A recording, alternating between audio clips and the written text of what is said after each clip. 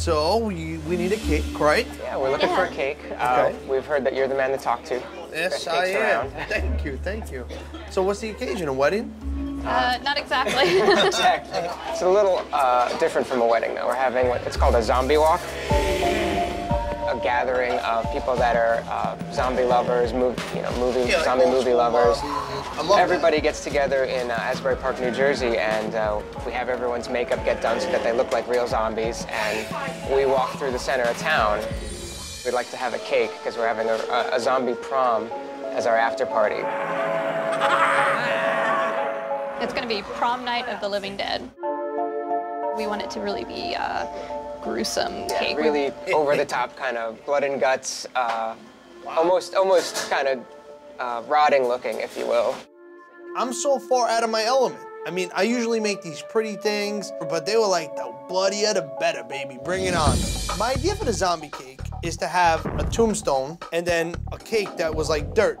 And the zombie's hands and forearms and shoulders and head is coming out like he's trying to come out like that. And then, you know, I wanted to have a brain in his hand and then flesh parts, body parts all over the cake. I'm gonna build a tombstone in the back, okay?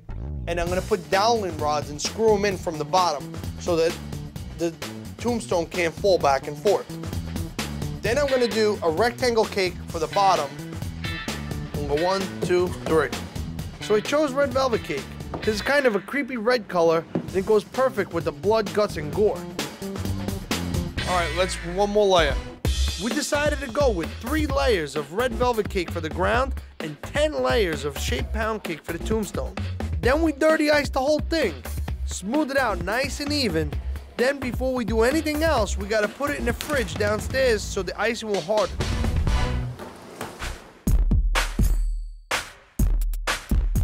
The challenge is to make a zombie cake, okay? And make the head, the arms, everything edible, no styrofoam. That's a big challenge. My trick is using pound cake. It's easier to sculpt, it holds up better. The next day, I had to kick it into high gear and finish the zombie cake. It looks good. I mean, then this covers up a lot of the underneath anyway. The next thing to do was the face. We made the skin out of modeling chocolate with some green food coloring added. As we're doing it, I'm like, you know what? It's a friggin' zombie. Let's tear it, let's rip it, let's mold it, let's scratch it. Let it look authentic. Were the brains ready?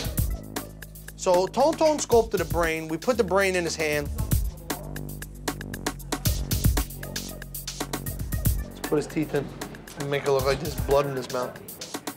We added some rotten teeth made out of modeling chocolate. He's getting dirt. I wanted the zombie to look like he was clawing his way out of this grave. So I put a layer of chocolate fudge and covered that with some chocolate crumbs.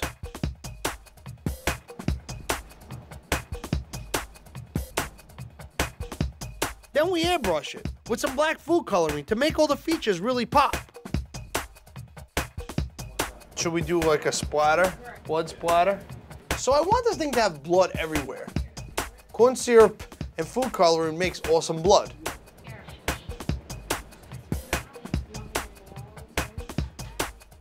A rat. All right, put the rat on. We made it like a buffet of flesh and rotting things for this zombie to eat. And I was like, yeah. And it just came together. All right, that's it. That's how you do a zombie, okay? That's how it's done.